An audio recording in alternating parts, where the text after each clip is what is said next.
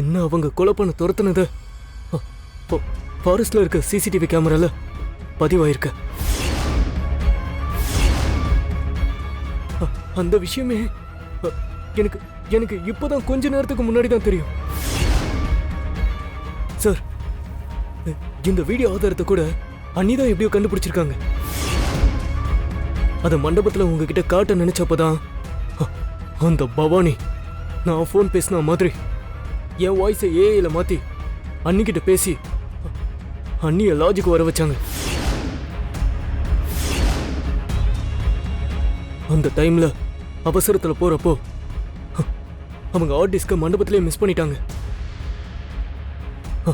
அந்த வீடியோ அந்த ஹார்ட் டிஸ்க்ல தான் இருக்கு. அது கூட தோ அங்கதான் சார் இருக்கு.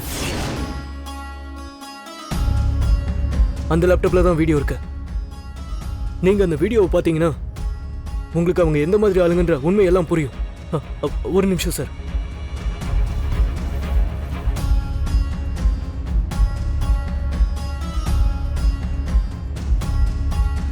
இதுல தான் சார் இருக்கு.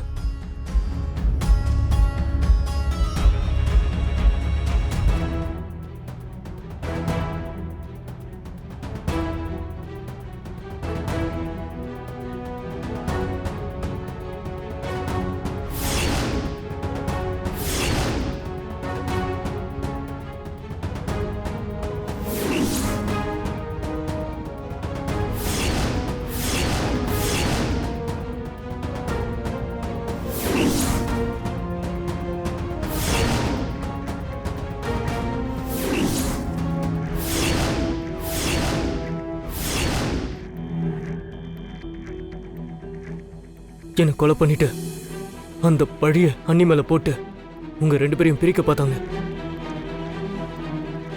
என்னால இதை உங்ககிட்ட சொல்ல முடியல ஆதி. ஏன்னா உங்க சித்தைய நீங்க ரொம்ப நம்புறீங்க. ஆதாரம் இல்லாம அவங்கள பத்தி சொல்றது சரியா வராதுன்னு தான் நான் எதுவும் சொல்லாம இருந்தேன்.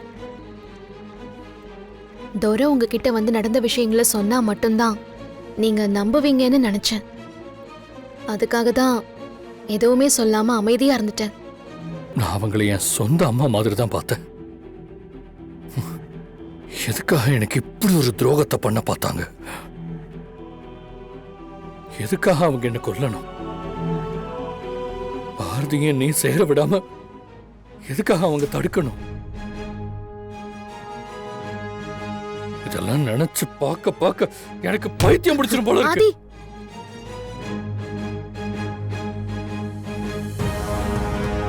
இந்த மாதிரி நேரத்துல தான் நாம கொஞ்சம் பொறுமையா இருக்கணும்.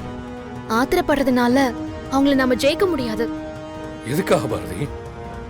எதுக்காக அவங்க இதெல்லாம் பண்ணணும்? இன்னுமா அவங்களுக்கு இவங்க எதுக்காக இதெல்லாம் பண்ணிட்டு இருக்காங்கன்னு தெரியல?